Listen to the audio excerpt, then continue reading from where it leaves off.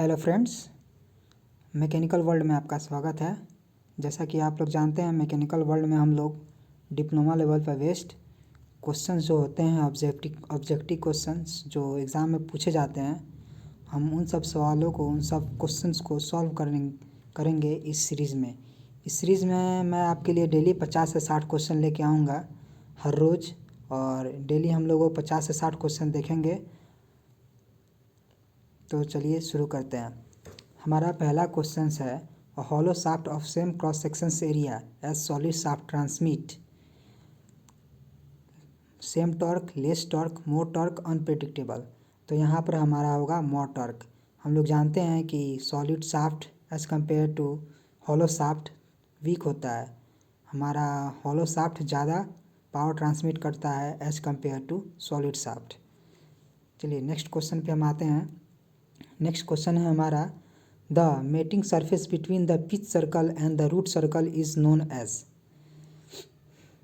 जहाँ पर हमारा पिच सर्कल और रूट सर्कल दोनों मैच करता है, दोनों एक जगह मिलता है, तो उसका आंसर होगा आपको बी, टूथ फ्लैंक।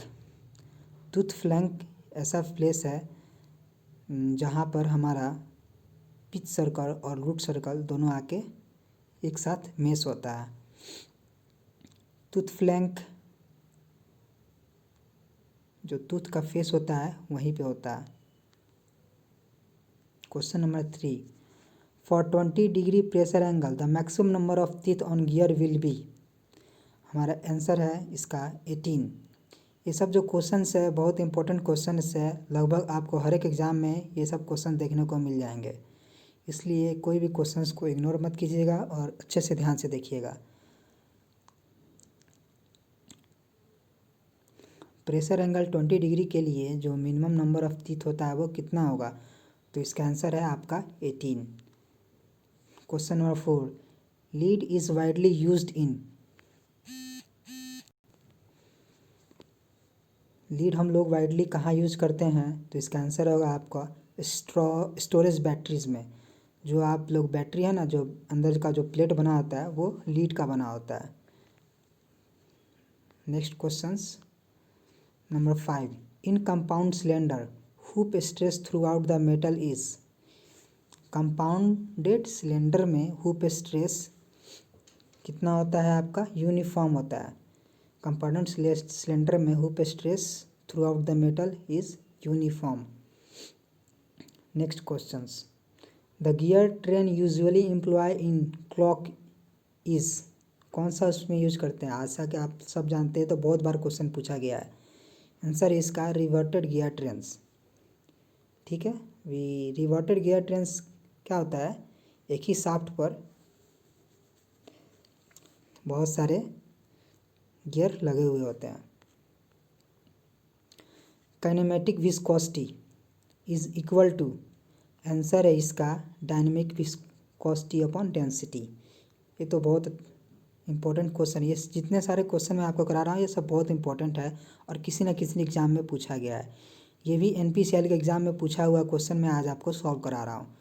तो kinematic viscosity is equal to dynamic viscosity upon density.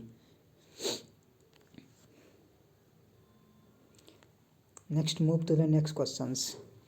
Question number 8, in domestic refrigerator the tubes at the back of refrigerator are. Answer is B, condenser. जो हम लोग रेफ्रिजरेटर देखते हैं ना, उसके पीछे जो ट्यूब लगा होता है जालीनुमा, वो कंडेंसर होता है। उसमें क्या होता है, जब हमारा फ्लूइड इवेपोरेटर से वेपर बन के जाता है तो फिर इसमें वहाँ पर जाके वो उसका फेज चेंज होता है कंडेंसर में, और उसका प्रेशर घटता है। चलिए next move to the next questions. A process applying oxide coating on aluminium is known as. Answer is anodizing. Anodizing, oxidizing नहीं होगा, गैल्वेनाइजिंग नहीं होगा, एनोडाइजिंग ही होगा। अल्युमिनियम पर ऑक्साइड कोटिंग करने की प्रक्रिया क्या कहलाती है? Anodising, not oxidising. Which of the following is a heat treatment process? Normalising, cyaniding, spheroidising. ये सब जितने हैं सब आपके हीट ट्रीटमेंट प्रोसेस हैं, और इसका आपका करेक्ट आंसर होगा डी। चलिए next to the move question number 11, if the number of constant are 4 then degree of freedom will be. अगर आप नंबर ऑफ कॉन्स्टेंट 4 है तो डिग्री ऑफ फ्रीडम आपका होगा सी 2। Next move next questions, the performance of grinding wheel depend upon the. Grinding wheel का performance किस पे depend करता है? टाइप्स ऑफ एब्रेसिव ग्रेन्स इस पे भी करता है, types of size of abrasive grains इससे भी करता है, टाइप्स ऑफ बॉन्डिंग मटेरियल इससे भी करता है। इसका ऑप्शन होगा डी आपका, all of the above. Next question number 13, electronic component are often join by.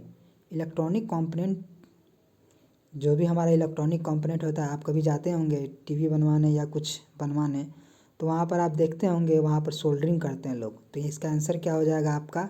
Adhesive नहीं होगा, ब्रेजिंग नहीं होगा, स्पॉट वेल्डिंग नहीं होगा, क्या होगा? बी सोल्डरिंग होगा। क्वेश्चन नंबर 14 देखते हैं, the main function of cutting fluid is to.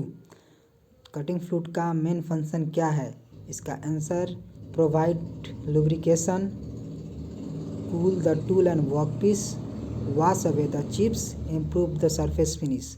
तो इसका आंसर होगा आपका mainly B, cool the tool and workpiece.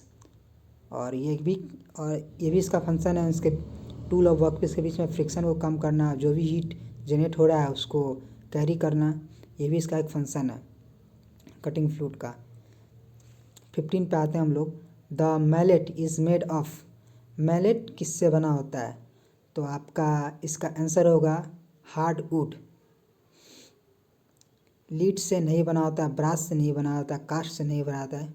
जो मैलेट है ना, हम लोग एविएशन इंडस्ट्रीज़ में बहुत, और भी जहाँ इंडस्ट्रीज़ है वहाँ पर हम लोग मैलेट बहुत यूज़ करते हैं। मैलेट एक तरह का हथौड़ा होता है। Next question 16, which of the following is a multi point cutting tool. अब इसमें मल्टी पॉइंट कटिंग टूल होगा जिसमें एक से ज़्यादा पॉइंट होगा कटिंग का। Fly cutter, shaper, planar, reamer. Shaper single point cutting tool है, प्लेनर भी आपका सिंगल पॉइंट कटिंग टूल है, फ्लाई कटर भी आपका सिंगल पॉइंट है, एक रीमर ही है जो आपका मल्टी पॉइंट कटिंग टूल है। ये ड्रिल बिट जैसा होता है, फिनिशिंग के लिए काम आता है। Question number 17, the set of force whose resultant is 0 is known as. इसका आंसर होगा आपका equilibrium forces, collinear forces, coplanar forces या कॉन्करेंट फोर्सेस। जिसका रिजल्टेंट 0 हो तो हम इक्विलिब्रियम फोर्सेस में ही रिजल्टेंट 0 मिल सकता है, इसलिए इसका आंसर ए होगा। 18 number, which of the following is not a point function. निम्नलिखित में से कौन सा बिंदु पॉइंट फंक्शन नहीं है? देखिए वर्क है आपका पाथ फंक्शन है, वर्क है आपका पाथ फंक्शन है, प्रेशर पॉइंट फंक्शन है, टेम्परेचर भी पॉइंट फंक्शन है और वॉल्यूम भी पॉइंट फंक्शन है। इसमें पूछ रहा है नॉट अ पॉइंट फंक्शन, तो इसका आंसर हो जाएगा आपका ए वर्क, क्योंकि वर्क आपका पाथ फंक्शन है। Next question, the failure of material under wearing load after a number of cycle of such load is known as. इसका आंसर हो जाएगा आपका D fatigue failure.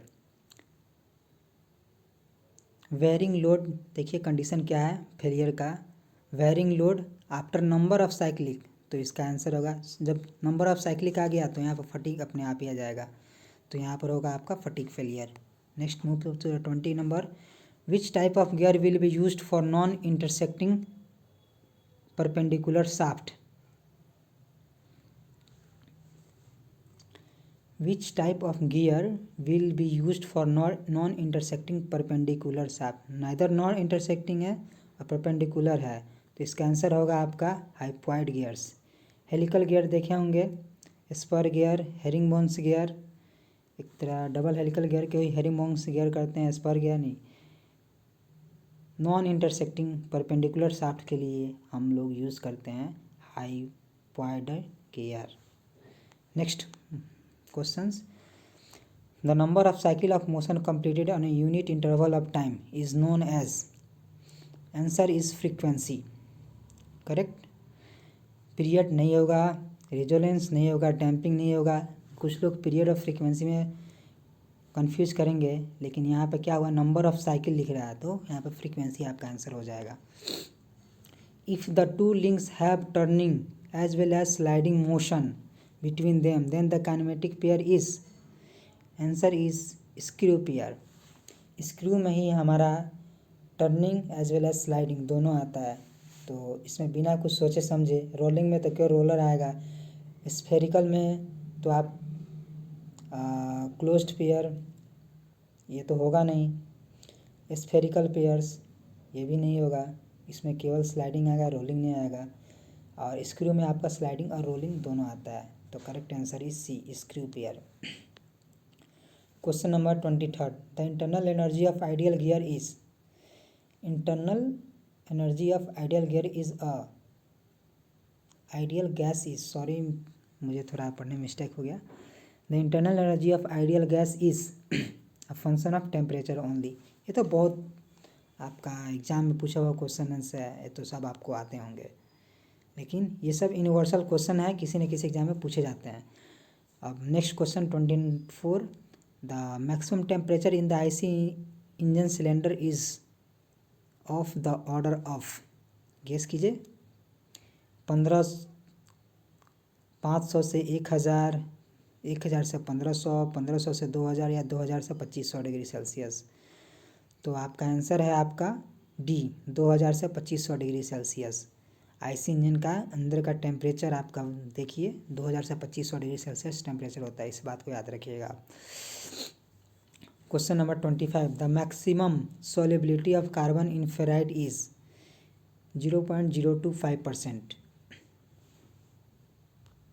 Question number 26, hot tears refers to, it is related to casting, इसका answer होगा आपका casting defect,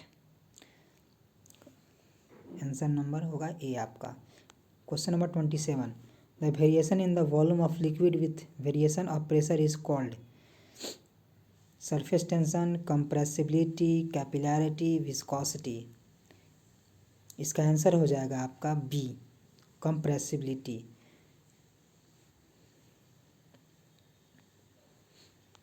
question number 28, what will be the weight of the body whose mass is 1 kg।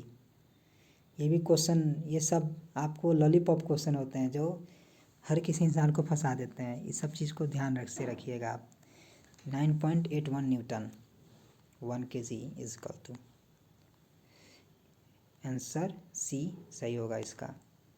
Question number 29, reducing flame is also known as, carburizing flame, neutral flame, oxidizing flame, hydrogen flame, it is a carburizing flame होगा इसका answer. Carburising flame को ही बोलते हैं हम लोग reducing flame.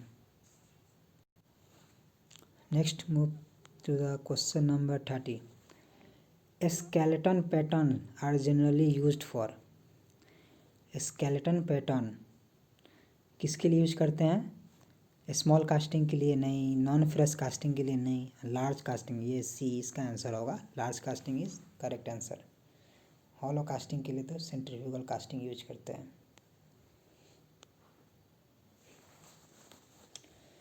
Question number 31, shear stress in static fluid is always zero, ये तो सबको जानते होंगे, जो स्टैटिक फ्लूइड होता है उसमें शियर स्ट्रेस हमेशा जीरो ही होता है। Next move to the 32 number questions, the Darcy function factor for laminar flows is consequence of, answer is Poiseuille's नियम।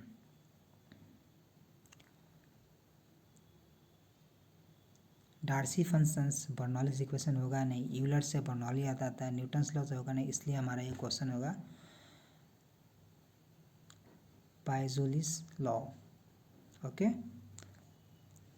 Next question number 33, 1 horse power in metric system, ये तो सब जानते होंगे, इसमें भी ये भी लॉलीपॉप क्वेश्चन है, ये सब क्वेश्चन मैंने एग्ज़ाम दिया है तो उसमें मैंने फेस किया हुआ है, ये सब लॉलीपॉप क्वेश्चन आपको फंसाने के लिए। इसका आंसर होगा आपका ए 75 kg मीटर पर सेकेंड। ओके, याद रखिएगा आप 75 kg मीटर पर second. Next questions, the coefficient of skin friction for laminar flow in a pipe is given as. Friction यहाँ पर पूछ रहा है, तो इसका आपको आंसर होगा डी 16/RE। अगर वही ये फ्रिक्शन फैक्टर नहीं होता तो 64/RE रहता। ये चीज़ ध्यान दीजिएगा, या जहाँ पे फ्रिक्शन आ जाता है वहाँ पर 16 लग जाता है। Next questions, the method of joining metals by means of filler whose melting point is below 425 degree Celsius 425 degree Celsius is known as. Answer is D soldering, क्योंकि और जितने सारे हैं सब हम लोग 425 डिग्री सेल्सियस के ऊपर ही होता है। ये केवल सोल्डरिंग है जो ये 250 से 400 डिग्री सेल्सियस 425 डिग्री सेल्सियस तक हम लोग करते हैं। Next move to the next question number 36। Pyrometer is a device which is related to. Pyrometer dash से संबंधित उपकरण है। ये तो आप जानते ही होंगे, रेलवे का एग्ज़ाम दिया हो तो उसमें आपने कितना बार इसे देखा होगा। इसका आंसर है टेम्परेचर मेजरमेंट। डेंसिटी के लिए तो यूज़ होता नहीं है, प्रेशर के लिए तो बैरोमीटर, वॉल्यूम के लिए तो है नहीं, ये टेम्परेचर के लिए ही सब जानते होंगे पायरोमीटर। और ये भी ध्यान रखिएगा, ये हाई टेम्परेचर मेजर करने के लिए इसका यूज होता है। ये भी क्वेश्चन पूछ लिया जाता है। Question number 37, which of the following is a type of a straight edge. Tool maker straight edge, wide edge straight edge, angle straight edge. सब तो स्ट्रेट एज ही है, तो मेरे ख्याल से ऑप्शन नंबर डी सही होगा। मेरे लिए भी नया क्वेश्चन है। Option number D is correct. Question number 38, when some metal drops are expelled from the weld and remain stuck to the surface then this defect is known as। ये भी आप लोग जानते ही होंगे, जब भी हम वेल्डिंग करते हैं तो जब भी वेल्डिंग करते हैं तो उसमें वहाँ से कुछ बूंदा बूंदा करके निकलता है जो सरफेस पर स्टिक हो जाता है, जिसे हम स्पेटर कहते हैं। ठीक है, तो इसका आंसर हो जाएगा आपका C. The viscosity of fluid varies with temperature. Correct, temperature बढ़ेगा तो विस्कोसिटी घटेगा, टेम्परेचर घटेगा तो विस्कोसिटी बढ़ेगा। Actually viscosity is directly proportional to temperature. The percentage of carbon in grey cast iron is a range of. इसका answer होगा आपका सी 3 से 4%।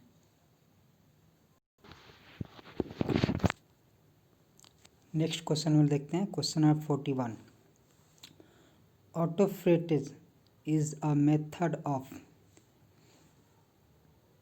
क्या आपको मालूम है? It is a method of pre stressing thick cylinders. Autofrettage क्या है आपका? प्री स्ट्रेसिंग करना है किसका? थिक सिलेंडर का। Question number 42, the relation between surface tension and difference of pressure between the inside and outside of liquid droplet is। क्या बता सकते हैं इसका आंसर आप?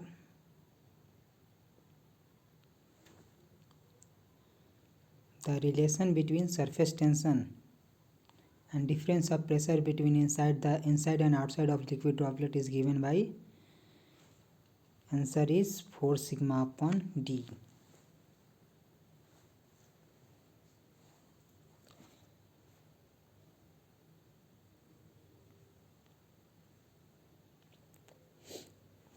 Now question number 43, which of the following statement is a false with regards to shaper? Job is held rigidly on the fixed bed. The cutting tool remains stationary. The tool is mounted on the tool post fitted at the end of ramp. The cutting stroke is slower than the ideal stroke। इसमें तो आपका आंसर होगा B, the cutting tool remain stationary. यही false है, क्योंकि जो tools होता है वो आगे पीछे मूव करता है। Now question number 44, Euler dimension number relates pressure force, inertia force to the gravity force, ये फ्रॉड नंबर है। Bind force and inertia force, bind force and viscous force, इसका आंसर होगा आपका pressure force and inertia force. Okay, next move to the next questions. The slider chain mechanism which is an inversion of simple engine mechanism, the number of link is 4, answer is C. The slider chain mechanism which is an inversion of simple engine mechanism, the number of link is 4. ठीक है, next move question, next questions. Carbon dioxide welding is also known as a metal active gas welding, metal inert gas welding, metal passive gas welding, metal passive arc welding. Its correct answer is A. Metal active gas welding is a carbon dioxide welding. Okay, move next question number 47, Mons metal जिसको हम लोग बोलते हैं alloy brass contain copper and zinc as a ratio of 3:2, 3 copper 2 zinc. Okay, next question है आपका question number 48, the algebraic sum of moment of the flowing,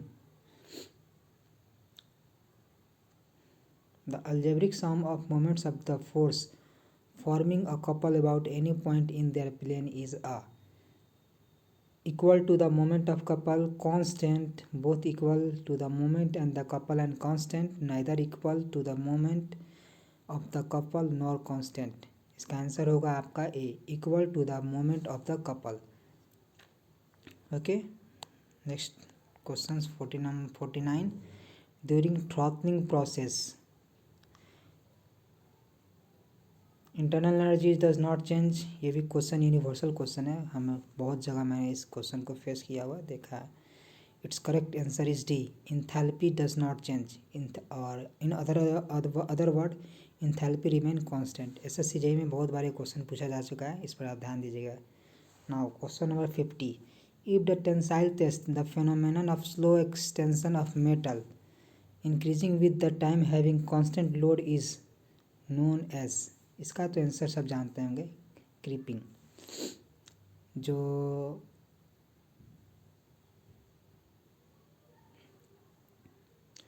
extension of material होता है जो बहुत स्लो होता है, बहुत स्लो, इनफाइनेटली स्लो होता है, मतलब उसको एक्सटेंशन होने में साल भर लग जाए, 6 महीने लग जाए, लेकिन कुछ ना कुछ चेंज आता है, उसको बोलते हैं क्रीपिंग। आप अपने घर में भी देखा होगा कि जहाँ पर आपका ब्रिक्स रखा रहता है वहाँ पर एक निशान छोड़ जाता है, वो भी एक, वहाँ पर हल्का सा गड्ढा हो जाता है, वो भी एक क्रीपिंग का ही एग्जाम्पल है। Now 51, a portion of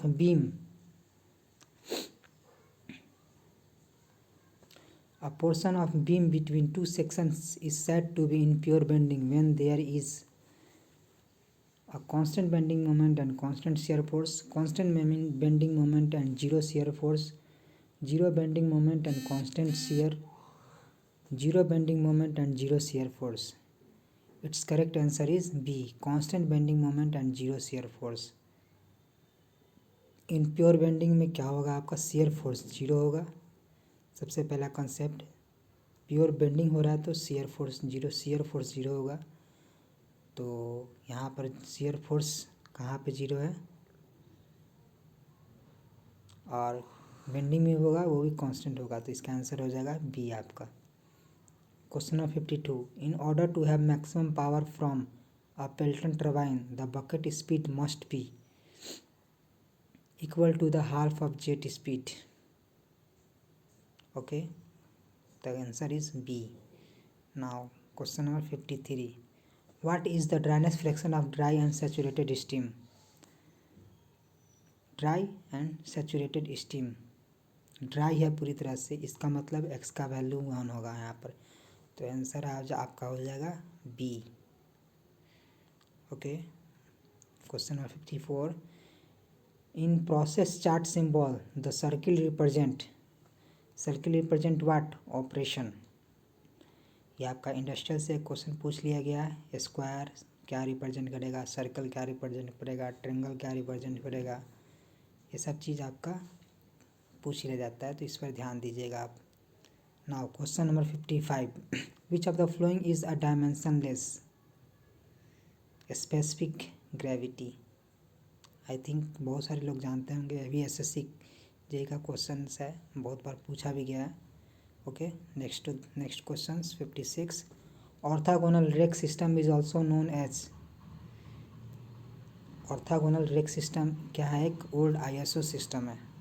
okay, it is a old ISO system, orthogonal. 57. Which of the following method is use to group different parts into part families? Its correct answer is what?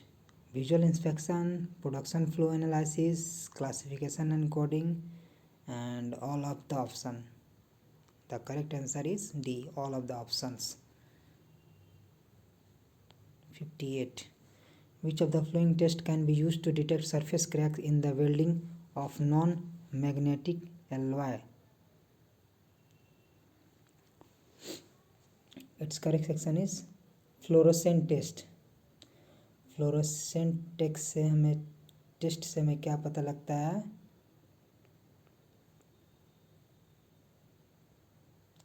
Welding की सतह पर दरार का पता, crack का पता लगता है किसके? वेल्डिंग सरफेस पे. यह हमारा आज का सेकेंड लास्ट क्वेश्चन है. MKS unit of viscosity. Viscosity का एमकेएस यूनिट क्या होगा?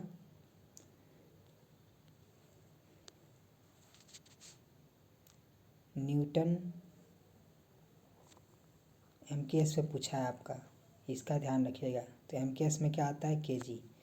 हमें तो एक तरीका तो ये है, केजी को डायरेक्ट देखेंगे जो है इसको मानेंगे केजीएफ सेकेंड पर मीटर स्क्वायर, और दूसरा है आप उससे निकालिए विस्कोसिटी का फार्मूला लिख के. ओके, ये हमारा आज का लास्ट क्वेश्चन होगा. बाकी का 60 क्वेश्चंस हम कल करेंगे. तो क्वेश्चंस पे आते हैं. Steam welding is employed for metal thickness ranging from is 0.025 to 3 mm. Seam welding. Seam welding क्या इसको बोलते हैं? कंटिन्यूस वेल्डिंग को. और कितना थिकनेस तक किया जा सकता है इसको? 0.025 mm to 3 mm तक. सो दोस्तों, अगर आपका आज का लेक्चर अच्छा लगा हो तो प्लीज़ हमें सपोर्ट कीजिए, लाइक कीजिए, शेयर कीजिए. हम आपके लिए और भी ऐसे बहुत सारे क्वेश्चंस लाने वाले हैं. इस पर हम एसएससी जेईई के जितने सारे क्वेश्चंस होंगे, जितने प्रीवियस ईयर क्वेश्चन होंगे, सबको डिस्कस करने वाले हैं. एक एक क्वेश्चन को हम लोग डिस्कस करेंगे. चाहे एसएससी जेईई का क्वेश्चन हो, आरआरबी जेईई का क्वेश्चन हो, चाहे वो एचपीसीएल का क्वेश्चन हो, एनपीसीएल का क्वेश्चन हो, डिप्लोमा लेवल पर जितने सारे एग्ज़ाम होते हैं, टेक्निकल क्वेश्चन, हम इस पर सब देखने वाले हैं. ये सीरीज हमारा बहुत लंबा चलने वाला है, इसलिए आप चैनल को सब्सक्राइब कर लीजिए और हमारे वीडियो को लाइक कीजिए, शेयर कीजिए, ताकि ज़्यादा से ज़्यादा लोग इसका लाभ उठा सके. सो आप प्रिपरेशन करते रहिए. हम आपके लिए रोज़ ऐसे नए वीडियोस और नए क्वेश्चंस लेके आएंगे जो आपके लिए बहुत मददगार होगा. और प्लीज़ इस क्वेश्चन को ध्यान से देखें और अच्छे से प्रैक्टिस करें. So thank you for the watching my video. Please keep support me. Thank you everyone.